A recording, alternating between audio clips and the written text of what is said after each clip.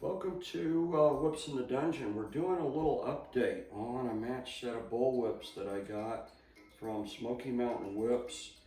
It will be coming up close to 2 years.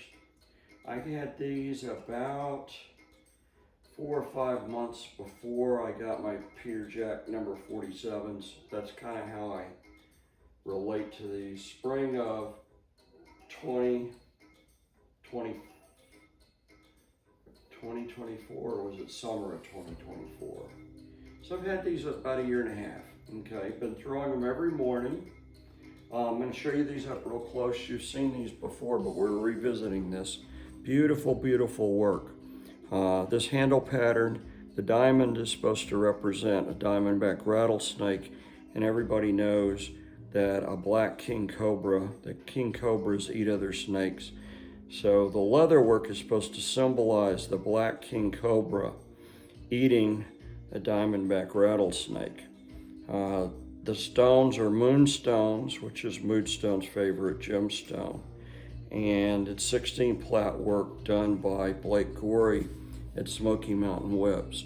Absolutely phenomenal leather work. He calls this his Pythos whip design.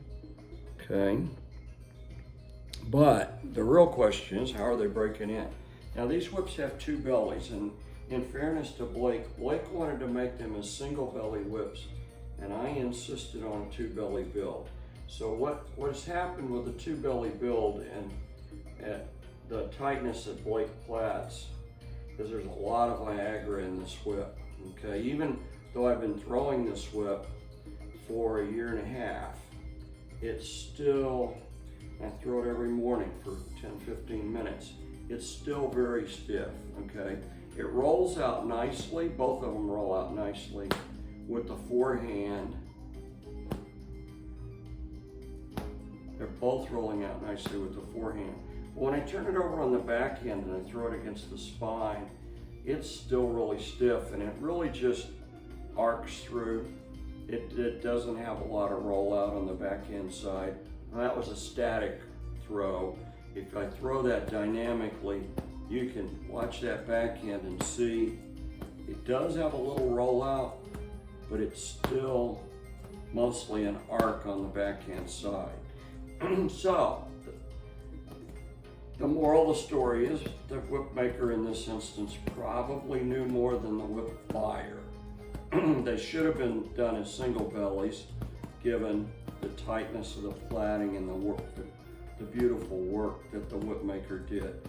But they're 2 belly whips, so what do? We just continue to throw them, throw, and work on breaking them in. I don't consider these broken in yet. They have a little more Viagra than I'm happy with. And I want to continue to break them in to try to improve the rollout. The goal eventually is to get this spine to where it has rollout.